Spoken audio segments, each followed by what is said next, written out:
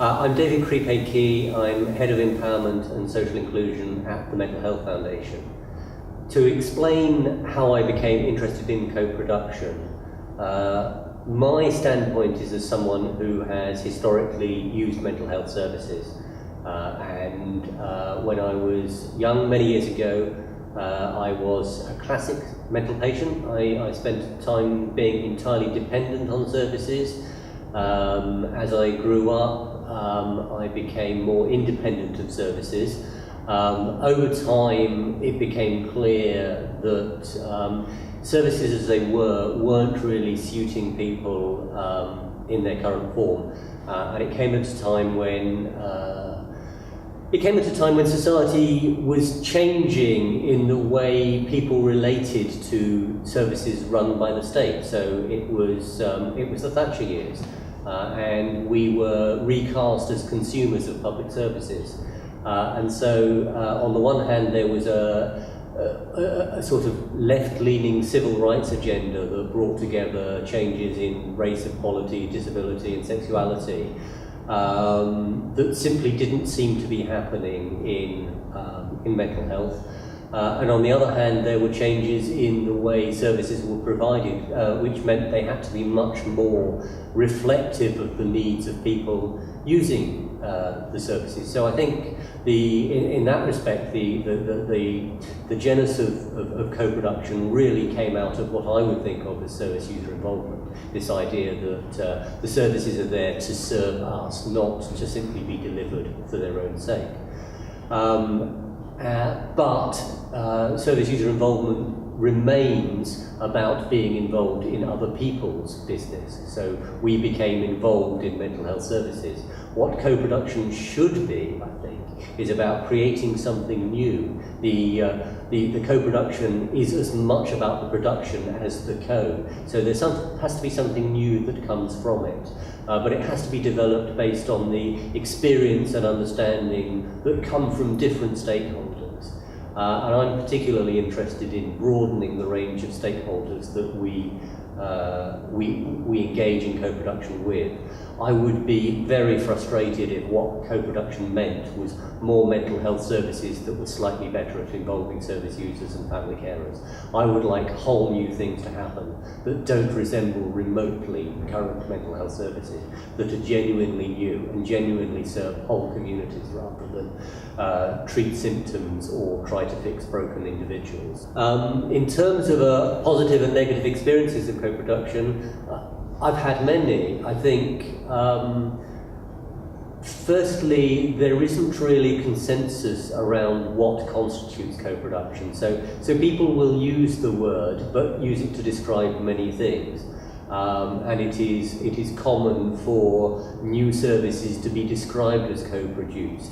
I've been involved in the development of a number of services that have been described as co-produced, but it's very clear that the control lives in particular places. So if you ask who controls the purse strings are not co-controlled in any way. They sit with one person. If you ask who describes whether something has succeeded or failed, very often it's a very particular group of people that describe what success and failure looks like. I remember a very interesting piece of work which was called co-production, but the success criteria were increased compliance with medication, and it seems to me a very strange idea that you could co-produce something whose sole goal was that person A takes the medication prescribed by person B, and I think that's wrong.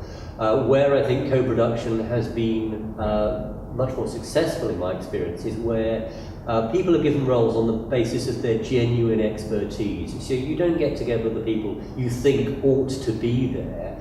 You analyse what the job is to do, and you think, who are your experts?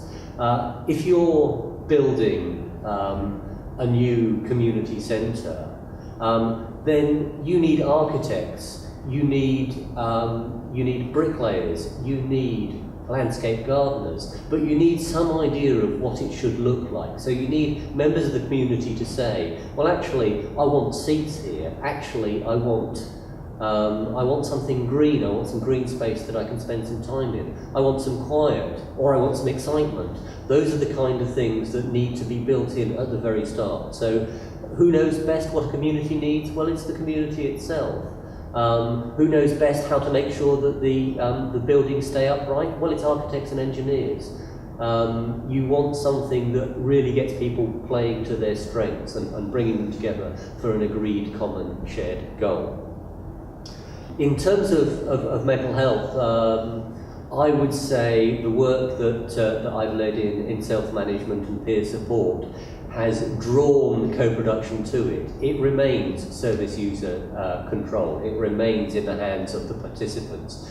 But it has been hugely enhanced by co-productive contributions from people with a range of skills. And they varied from members of the voluntary sector and community groups to local politicians to some amazing therapists who are giving people the kind of skills they need to have better lives, but aren't doing it through the context of a mental health service.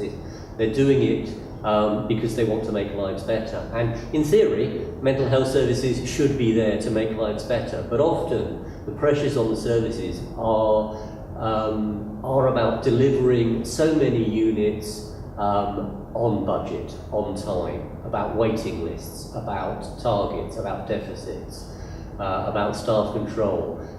We've found that our take on co-production is that we have a really good idea of what we want, but we need experts to help us with this. We need people who have real skills in relaxation, in sleep, in smoking cessation, in training and education. Those are the people that we want to help co-produce us. We've had some interesting contributions from geneticists who are now looking at genetics not as something that's set in stone many generations before we were born, but epigenetics that change on a daily basis. We've got people now who have tools that can tell you just how at risk you are of a heart attack or liver failure, and they can show you how a change in diet and exercise can improve that in 6 months' time for you specifically, and that kind of expertise is very exciting. At the moment, that kind of understanding is only available to people who are prepared to pay a fortune for it. And actually, those are the kind of people who have pretty good lifestyles and pretty good life expectancies. If we can harness those skills for people with a diagnosis of schizophrenia who die 20 years younger, often because of lifestyle choices, and often because of the medication they're overprescribed. If we could harness those kind of genetic skills to say, these kind of changes in medication, in diet, in exercise are going to make you live longer, that's fantastic results in terms of co-production. I think the obstacles to co-production are people not feeling that their expertise is respected. And I think there is a danger in interpreting co-production as we can all do everything. I think one of the things that worries people about co-production is a loss of expertise and a loss of professional skill. For me, it can only thrive if it enhances professional skills. I also think the way things are currently done often serves some groups very well. So if decisions are made by people who do very well out of the way things are currently done, it's difficult to expect them to make changes. I think we need to carefully take apart the way we do things at the moment, and it's very difficult for that to be done by the people who built it.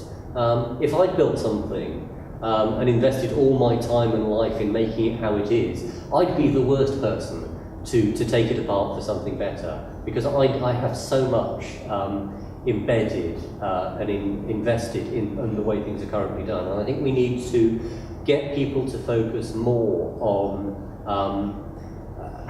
we need to get people to step back from how things are done now and focus more on how they can be done in the future. I think I'm optimistic about co-production if it is a means to an end rather than an end in itself. I would not want people to be judged by how many partners they've got round the table, or how many voices they've got saying how many things. I want co-production to be judged by the things that get produced and the utility that they offer to the communities they're there to serve.